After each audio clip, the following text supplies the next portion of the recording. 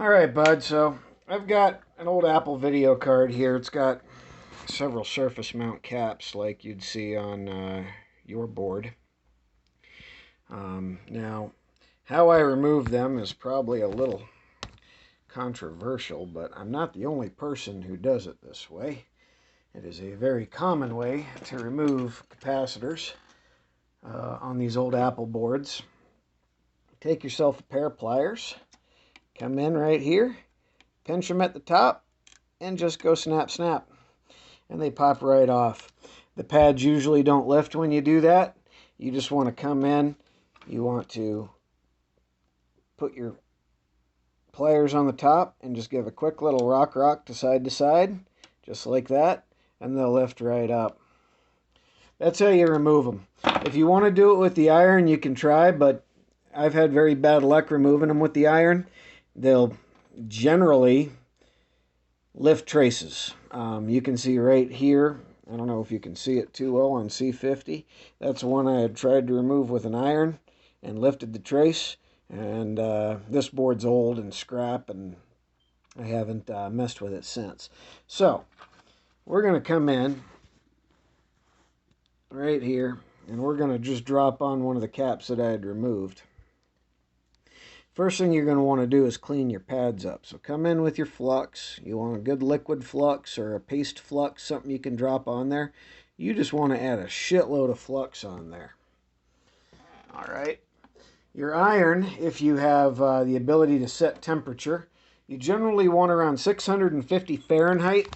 I'm not sure what that is in Celsius, but you take your iron. I'm using a J-hook tip. That's what I usually use.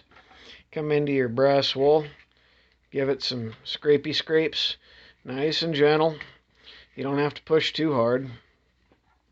Just enough to clean most of the solder off of the tip. Then you come over to your sponge and you give it a nice quick tap like that until you hear it hiss. And that thermally shocks your iron. Now, the tip is mostly clean. You come in with a hair of solder and you just glob it on. Just like that. You want a nice bubble of solder on there. And now you're safe to put the iron back in its holder, and it can sit there for a couple minutes, 10 minutes, half hour. As long as it's covered in a glob of solder like that, you don't have to worry about it messing up the tip. If you put back the tip when it's clean and dry, it's going to burn, and you're going to have to get some, I forget what the hell's actually in it, but there's some stuff called tip tinner. I've got a tin of it right there. It uses some solder plus some nitrates and stuff to get rid of oxidation. You can use that to revive a tip if you've forgotten to put it away with a glob of solder. So I'm going to come over here and I'm going to clean the tip again. Before you start the solder or touch any component or board, you want your tip clean, dry, and thermally shocked. So let's come in here to the board. I don't know if you're going to be able to see or whatever so well.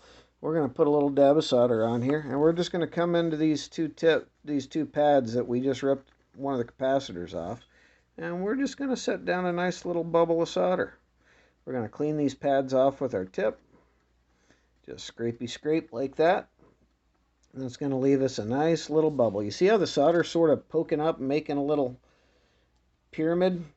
Need more flux. More flux, more flux. You should always have a nice bubble. All right. Now let me grab my tweezers. Grab one of these caps. Now these legs on these caps are too fucking short. But we're just going to drop it right on top here. I'm going to set it on top. Come in, melt. It'll bed in. You'll feel it slide into the solder. And then we come around to the other side. We hit that bubble. Push her down till she's sitting flat. And that fucker's in there. And now you can pick the board up with it. She's soldered in. So that's the basics. Now, before I put my tip away, before I put this back in the holder, I'm going to come in with some more solder. And I'm just going to put a big old glob on there. Don't be afraid to add so much that it can drop off. You can add it until it drips. Oh, it's going to drip. It's going to drip. Bop, it dripped. And then just add a little more. You just want a blob. And that protects your tip when you put it away.